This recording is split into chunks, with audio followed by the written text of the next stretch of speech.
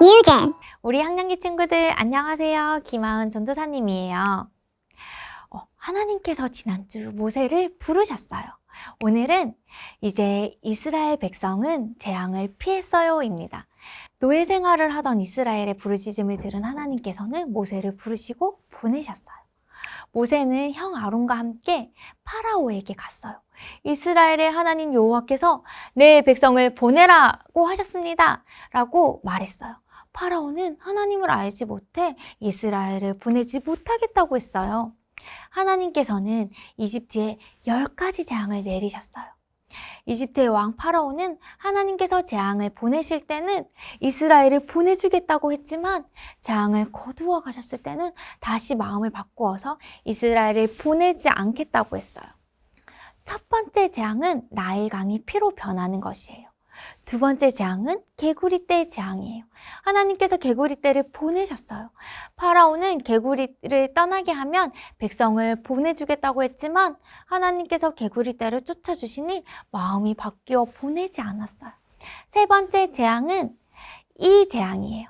사람들의 몸에 이가 우글우글했어요. 네 번째 재앙은 파리떼의 재앙이에요. 다섯 번째 재앙은 짐승의 죽음이에요. 이집트의 모든 가축이 죽었어요. 여섯 번째 재앙은 종기 재앙이에요. 종기는 피부병이에요. 하나님께서는 이집트의 모든 사람들에게 악성 종기가 생기게 하셨지만 파라오는 마음을 바꾸지 않았어요. 일곱 번째 재앙으로 하나님께서는 우박을 내리셨어요. 여덟 번째 재앙으로 하나님께서 메뚜기 떼를 보내셔서 식물을 전부 먹어버리게 하셨어요. 아홉 번째 재앙은 흑암이에요. 하나님께서 이집트 땅에 3일 동안 캄캄한 흑암이 있게 하셨어요. 그러나 파라오는 여전히 이스라엘 백성을 보내지 않았어요. 하나님께서는 모세에게 말씀하셨어요. 앞으로 한 가지 재앙을 더 내릴 텐데 이 재앙을 내린 후에는 이스라엘을 보내줄 것이라고 하셨어요. 모세는 파라오에게 가서 이집트 땅에 있는 모든 처음 난 것이 죽게 될 것이라고 경고했어요. 하지만 파라오는 모세의 말을 무시했어요. 하나님께서는 모든 이스라엘 백성에게 어린 양을 잡아 그 피를 문 양옆과 위쪽에 바르라고 하셨어요.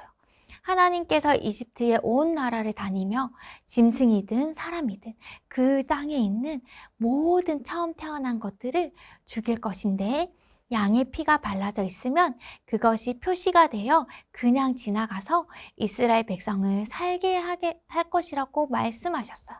밤이 되자 하나님은 이집트의 모든 처음 난 것을 치셨어요. 그 밤에 온 이집트가 통곡했어요. 하지만 문틀에 어린 양의 피를 바른 이스라엘 백성은 안전했어요. 우리는 이 날을 기념하여 유월절이라고 불러요. 파라오는 이스라엘 백성에게 가서 하나님을 섬기라고 말했어요. 이스라엘은 짐을 챙겨 이집트를 떠났어요. 우리 친구들, 6월절에 이스라엘 백성은 어린 양의 피로 장자가 죽는 심판을 피했어요. 우리는 어린 양이신 예수님께서 십자가에 흘리신 보배로운 피로 죽음의 벌을 피하게 되었어요. 우리의 모든 죄와 죽음을 대신 지신 어린 양 예수님께 감사하며 예수님만 섬기는 우리 친구들이 되길 소망합니다. 기도하겠습니다.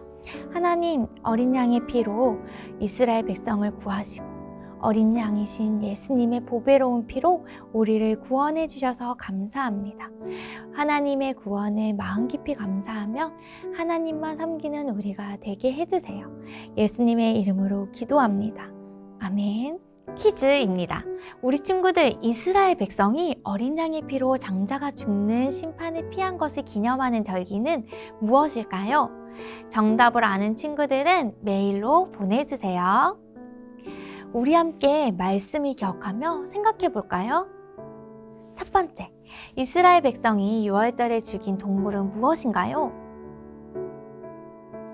두 번째, 하나님의 어린 양은 누구이신가요?